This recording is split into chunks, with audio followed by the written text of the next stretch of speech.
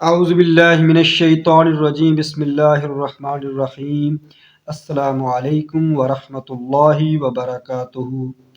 محترم ناظرین، آج میں نے آپ کے سامنے اس سوال کا جواب دینا ہے کہ الیکشن کے بعد دھاندلی کا ایشو بنا ہوا ہے ملک میں۔ اس نظام کی تین بڑی جماعتیں، تحریک انصاف، مسلم لیگ نون اور پاکستان پیپلز پارٹی، یہ تینوں جماعتیں اس نظام کا ایک جز حصے دار ہیں۔ اب سوال یہ پیدا ہوتا ہے کہ آپ نے یہ بات سن رہے ہیں میڈیا میں کہ جن لوگوں نے حکومت بنائی ہے ان کو کہا جا رہا ہے کہ یہ فارم 47 کی حکومت ہے جو کہ جعلی ہیں، اور جو اپوزیشن میں بیٹھے ہوئے ہیں یعنی تحریک انصاف، ان کا موقف یہ ہے کہ ہم فارم 45 والے ہیں اور ہم صحیح جیتے ہوئے ہیں۔ اگر فارم 45 کو دیکھا جائے تو ہماری سیٹیں زیادہ بنتی ہیں اور یہ حکومت ختم ہو جاتی ہے۔ اب سوال یہ بنتا ہے کہ تحریک انصاف کے دعوے کے مطابق قومی اسمبلی میں ان کی ڈائریکٹ جو نشستیں بنتی ہیں 180 بنتی ہیں۔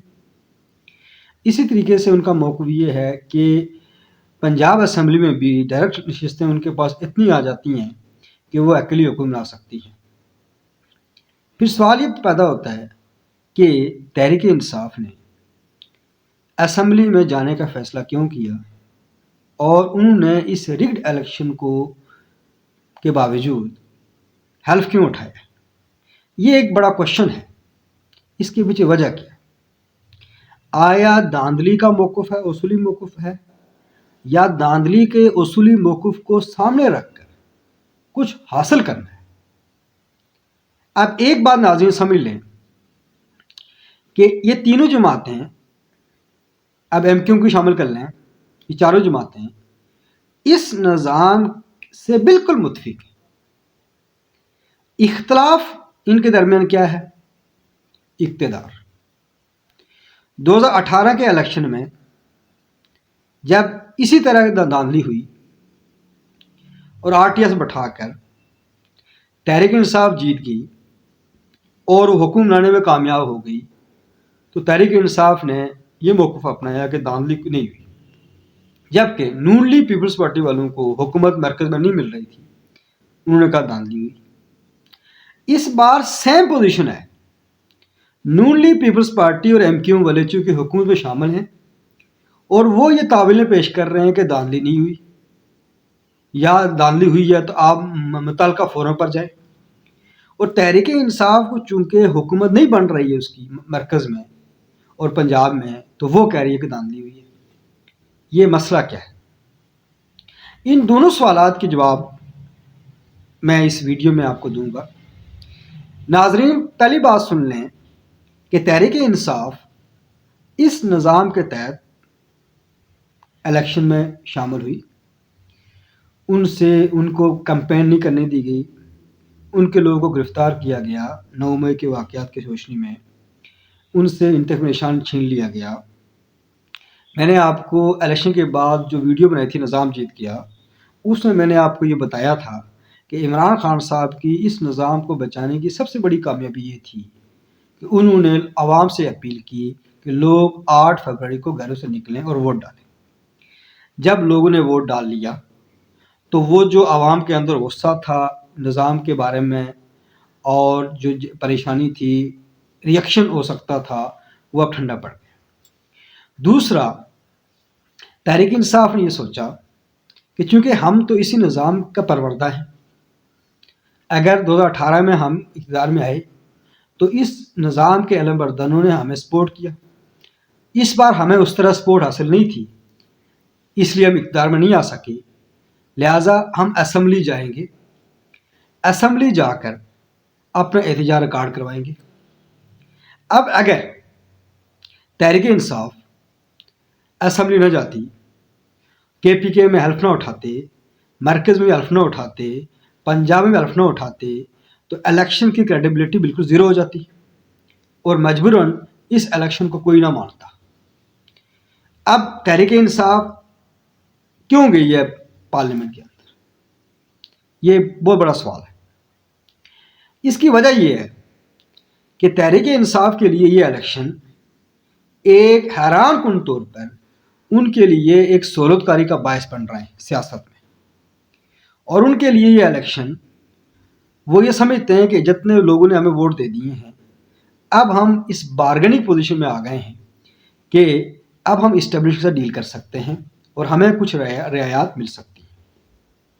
اس لیے انہوں نے یہ فیصلہ کیا کہ ہمارے پاس احتجاج کا سب سے بہترین فورم پارلیمنٹ اور اسمبلی ہیں، چاہے وہ قومی اسمبلی ہے، KPK میں ان کی اپنی حکومت ہوگی، پنجاب اسمبلی ہے یا سندھ اسمبلی ہے، جتنے بھی ان کے وہاں اراکین ہیں. تو ان کو معلوم ہے کہ پارلیمنٹ کے باہر ہم کوئی احتجاج کریں گے، نہ ہمیں میڈیا دکھائے گا، ہمارے لوگوں کو پکڑ دکڑ کی جائے گی، ہم گرفتار ہو سکتے ہیں، دوبارہ امن و امان کے معاملے پر ہمیں دوبارہ سزا ہو سکتی ہے.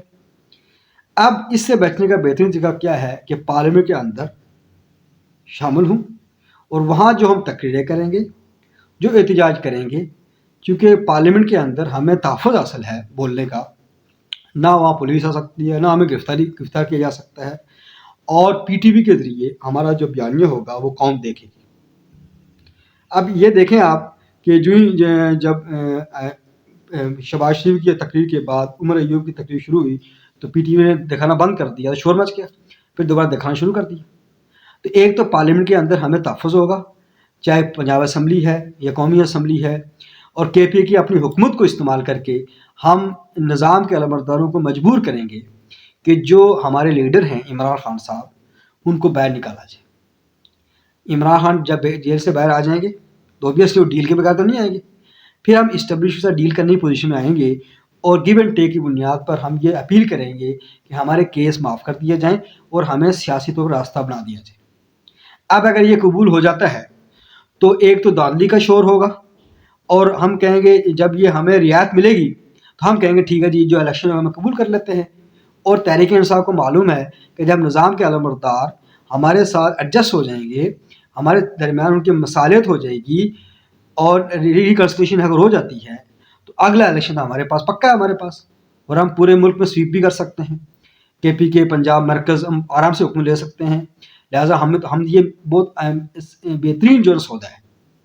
اگر ہم پارلیمنٹ سے باہر نکلتے ہیں اور اس کا بائیکاٹ کرتے ہیں، حلف نہیں اٹھاتے، تو اور اگر نکلتے ہیں باہر تو اوبیسلی ایک طرح سے ہمارے لیے، چونکہ جو ہمارے یہ ایکٹیویٹی ہوگی یہ ڈائریکٹ نظام کے اوپر حملہ ہوگا، اور اگر یہ نظام نہیں ہوگا تو ہم کبھی اقتدار میں نہیں آ سکتے. یہ تو ہو گیا تحریک انصاف کی اسٹریٹجی جس میں وہ کامیاب ہیں ابھی تک. اب وہ پارلیمنٹ کے اندر قراردادیں بھی لے جا رہے ہیں، پیش کر رہے ہیں کہ عمران خان کو رہا کیا جائے. اب دوسرا سوال یہ ہے کہ یہ جماعتیں ایسا کیوں کر رہی ہیں؟ یعنی 2018 میں تحریک انصاف کے الیکشن فیئر تھے چونکہ ان کو اقتدار مل رہا تھا. 2024 میں تحریک انصاف کے لیے دھاندلی ہے چونکہ ان کو اقتدار سے باہر نکالا گیا. 2018 میں نون لیگ پیپلز پارٹی کی دھاندلی تھی چونکہ وہ اقتدار سے باہر تھے مرکز میں.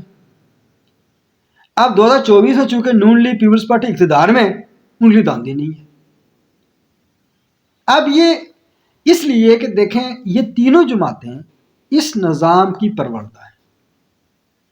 میں نے آپ کو اپنی پچھلی ویڈیو میں بتا چکا ہوں کہ اس نظام کو چلانے کے لیے ہماری مقتدرہ نے دو مورے پیدا کیے تھے، دو جماعتیں، پیپلز پارٹی اور نون لیگ. ایک جماعت حکومت میں، ایک اپوزیشن میں. پھر کچھ عرصے بعد اپوزیشن پارٹی الیکشن کی جیت کر حکومت میں اور دوسری اپوزیشن میں. یہ نظام چلتا رہا 90s میں. پھر مشرف کا دور آ گیا، انہی پارٹیوں میں سے توڑ کر ایک نئی پارٹی کافری بنائی گئی. اور اس کے بعد 2008 کے بعد یہ سوچا گیا تھرڈ پارٹی، اس نظام نے سوچا تھرڈ پارٹی کریٹ کرو، وہ تھی PTI. PTI کی خوش قسمتی یہ تھی کہ تحریک انصاف کے جو لوگ ہیں، عمران خان کی جو پاپولیرٹی ملک کے اندر بھی تھی اور باہر بھی تھی، اور لابی شامل ہو گئی، اور عالمی اسٹیبلش میں کردار ڈائریکٹ شامل ہو گیا ملک کے اندر. اس طریقے سے تحریک انصاف کی پوزیشن مضبوط ہونا شروع ہو گئی، اور تحریک انصاف اب اس نظام کی ایک بہت بڑی جو ہے نا پلر کی حیثیت رکھتی ہے. मोहतरम नाज़रीन, अब तहरीक इंसाफ को पता है कि सिर्फ हमें थोड़ी सी रियायत मिल जाए और हम शोर शराबा करते रहें, अगर हमारा लीडर बाहर आ जाता है, हमारे केसेस ख़त्म हो जाते हैं। और चूँकि पाकिस्तान के निज़ाम का ये जो है ना एक वतीरा रहा है कि जिस पार्टी को जब रियायत दी जाती है उसके तमाम केसेस अदलिया के जरिए बरी कर दिया जाता है उसको। कभी देखें, करप्शन के नाम पर 70 सालों से निज़ाम चल रहा है, जिस पार्टी को हुकूमत से बाहर निकालना हो उसके ऊपर करप्शन के इल्ज़ाम फाइलें, और जब वो दूसरी पार्टी को क्लीन कर देना। जब वो दूसरी पार्टी इक़्तिदार में ले आते हैं तो जो पार्टी जिसको निकाला होता है वो जब डील करती है उसके खिलाफ करप्शन केसेस ख़त्म कर दिए जाते हैं, दोबारा इक़्तिदार में आ जाती है। अब तहरीक इंसाफ का मामला ये था कि इसने 9 मई का वाक़या करके इस पर करप्शन केसेस बने। 9 मई का वाक़या करके चूँकि डायरेक्ट निज़ाम के अलमबरदारों से पंगा ले लिया इस जमात ने। अब इनके लिए मुश्किलात बढ़ रही हैं, लेकिन इनको मालूम है कि अब आवाम की सपोर्ट की वजह से हम इस पोजीशन में आ गए हैं कि इदारों के अंदर भी हमें सपोर्ट है, अदलिया में भी सपोर्ट है, ब्यूरोक्रेसी में सपोर्ट है, और आवाम की ताकत की वजह से अब हम पार्लियामेंट के अंदर पावर बन चुके हैं कि अब निज़ाम के अलमबरदार हमें इग्नोर नहीं कर सकते। आज ना या कल 6 माह, साल, 1.5 साल, 2 साल के बाद हम इस पोजीशन में आ जाएं कि हमें रियायत मिलेगी और फिर अगला इलेक्शन हम जीतने की पोजीशन में आएंगे। तो मोहतरम नाज़रीन, मैं आपको ये बताना चाहता हूँ कि ये तीनों जमातें एक निज़ाम का हिस्सा हैं। इसकी आपस में लड़ाई इक़्तिदार की लड़ाई है, निज़ाम की तब्दीली की लड़ाई नहीं है। ये नाज़रीन नोट कर लें कि देखिए, यही तहरीक इंसाफ जो आज आईन कानून की बात कर रही है, पार्लियामेंट की बात कर रही है और इंसानी हकूक़ की बात कर रही है, जब इनको रियायत मिल जाएगी तो ये बिल्कुल जो है ना इस निज़ाम के गुण गाने शुरू हो जाएंगे। जैसा कि जब नून लीग ज़ेर अताब थी तो वो वोट की इज़्ज़त की बात करती थी, आइन की बालिदस्ती की बात करती थी, आवाम की हुकूमत की बात करती थी। जब उनको सेलेक्ट किया गया 24 के इलेक्शन से पहले तो अब बिल्कुल खामोश बैठे हुए हैं। और पीपल्स पार्टी तो इस निज़ाम की बी टीम बहुत अरसे से बनी हुई है।